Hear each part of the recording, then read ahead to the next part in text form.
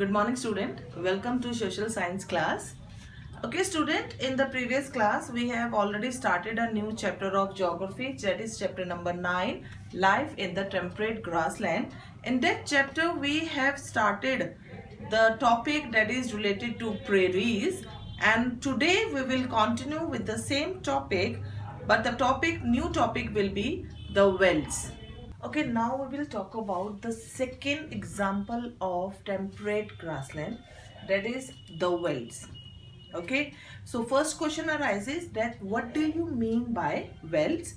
So answer is the temperate grassland of South Africa is known as wells.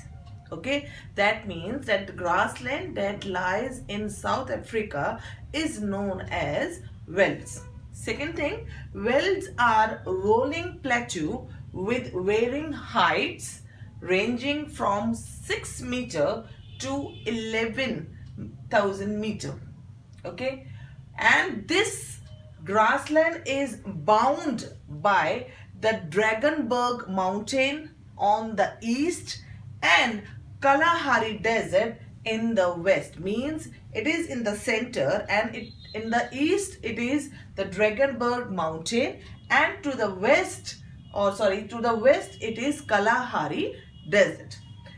This grassland covers parts of South Africa, Lesotho, Zimbabwe, Botswana and Namibia.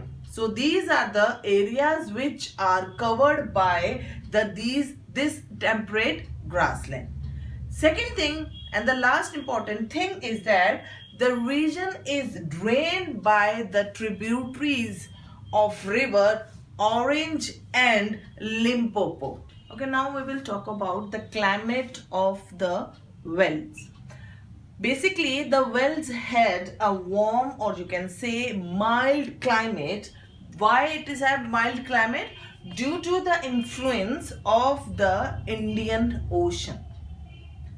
Winters, first we will talk about the winter. Winters are cold and dry, and the temperature during winter vary between 5 degrees Celsius to 10 degrees Celsius.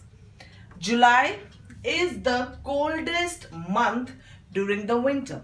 Now we will talk about summers. Summers are short and warm. Johannesburg records about 20 degrees Celsius temperature in the summer.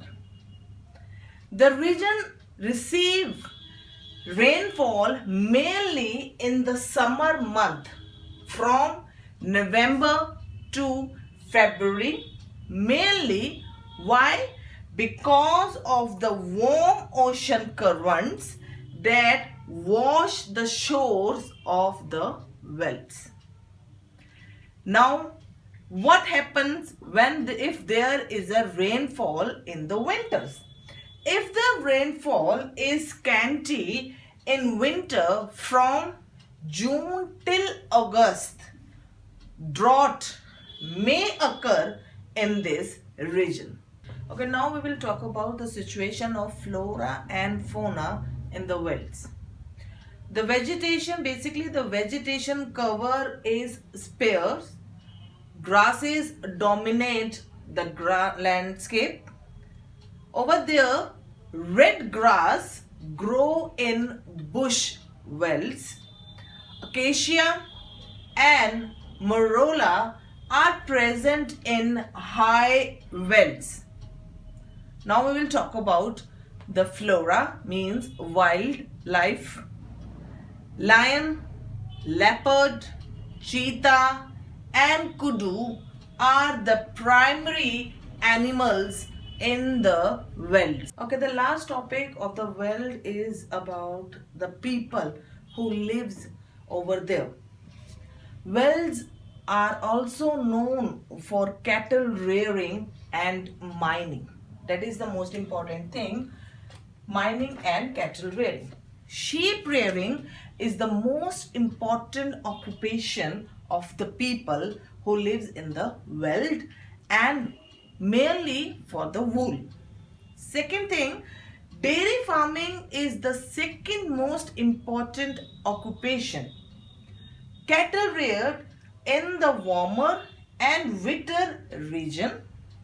The dairy products like butter, cheese are produced for both domestic supply and for export also. The soil of the wells are not very fertile. Why it is so? Why? Due to the presence of discontinuous grasses exposing barren surface. That is the main reason. But where the soil is fertile, crops are grown. The main crops are maize, wheat, barley, oats and potato. Cash crop. Cash crops like tobacco, sugarcane and cotton are also grown. The wells have rich resources of minerals also. Iron and steel industry have developed where coal and iron are available.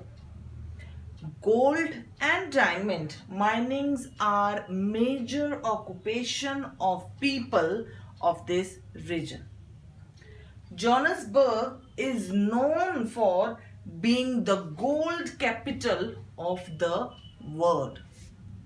Not last, not the least, Kimberley is famous for its diamond mining. Okay, student, this is all for today. Have a nice day.